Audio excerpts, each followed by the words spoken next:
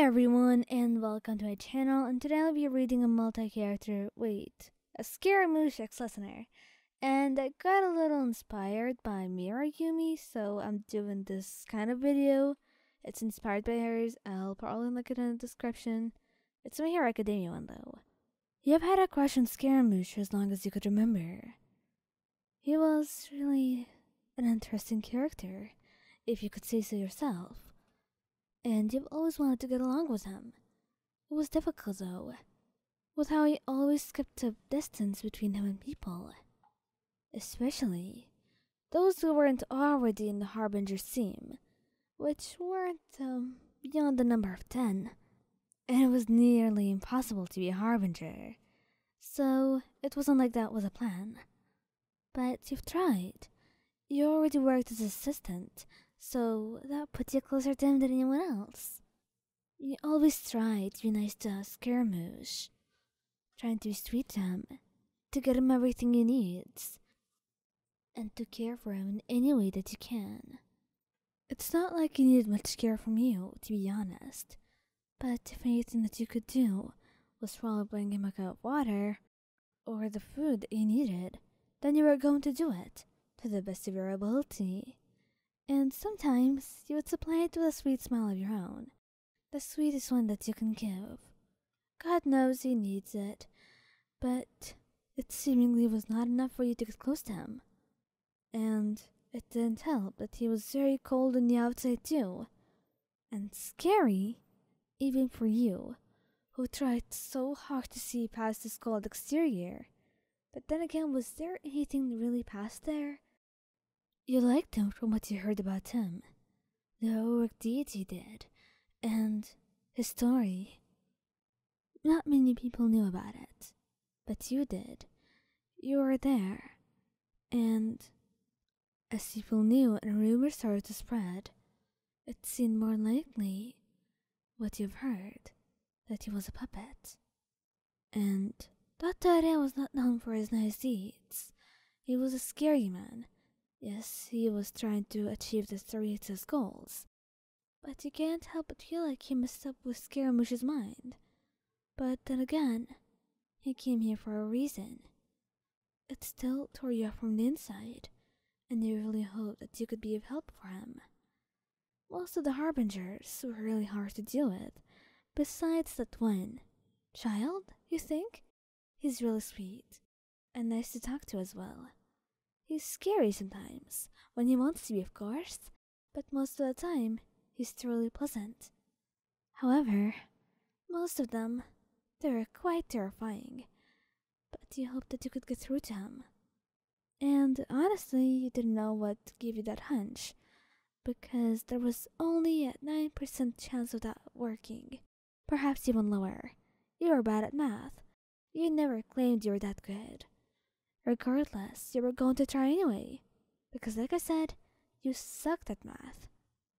Which is probably why that opportunity seemed so likely for you, when in reality it was rare that you would be able to get through to him anyway. But you were going to try anyway, right? It didn't matter. And there goes your first attempt, perhaps even your last, as you put cookies in the box with a letter and try to put the biggest smile on your face, going to his office, and you could feel yourself trembling as you put the box down in front of him, bowing deeply, before he looked up at you with that glare of his. It felt like the earth was going to swallow you whole. You hoped it would. "What is that?" he said. And, stuttering, you managed to blurt out, That's a box with cookies inside and a letter." He didn't seem to like that answer. So, there was anger in his voice as you got up, telling you to explain what this was for. And shakily, you told him that it was a box with your feelings inside. He stared at you for a good minute, then bursted out laughing. "Feelings? You really thought I cared about your feelings? Such things no longer matter to me. They're merely a weakness. And so are you. Don't get in my way like that again, or I'll make sure to get rid of you myself. Seriously? Feelings? Oh, you might be the dumbest assistant I've ever got. I can't believe you actually thought to get me this. He laughed, chuckling to himself for a little bit. If we're looking at you, you're completely useless, aren't you? Oh, perhaps maybe, if you got rid of you, we might at least save up on some oxygen, right? He laughed again to himself. He was being so needlessly cruel, and it hurt your heart. You felt tears streaming down your face, before you quickly ran away, storming out of his office, and hiding anywhere that you can, outside the headquarters. You could no longer stay there. It hurt you to the very core. Everything he said, and the way he looked at you, and the way he laughed. You could never get it out of your mind, as you cried into your hands. Meanwhile, Scaramouche only said those things, just to get you away from him. He didn't want you to get close to him, or more like he didn't want to get close to anyone. He knows how it's like to be so close to someone, to trust them, and to fall in love in more ways than one, only to be stabbed in the back and be left all alone again, and he could never handle it. That's why he gave up on feeling anything. That's why he gave up on the world, on everything in his life, and everyone he's ever cared for. He can't have that again, because he knows that if he lost you, it will destroy him, and that's why he had to keep you away.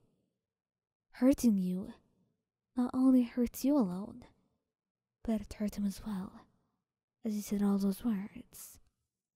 But pain was a much more familiar emotion than anything else. However, what he didn't know was that he was about to face loss once again, just by what he had said to you, as you stood on the top of the roof of the headquarters. And slowly, as everyone watched from underneath, Scaramouche hearing the screams from outside, as he stormed out to see what was going on. You were standing there. Footsteps, nearing closer to the edge, one by one, until you were standing there, seeing the shock of his face, and closing your eyes, preparing for it to be the last thing that you see. Guys, if you like this part and want me to create a part 2, consider commenting a funny or embarrassing story you've had. And if we reach 20 comments of those, and some of them or all of them make me laugh, then I will make a part 2, okay? Deal? Now get to commenting, y'all.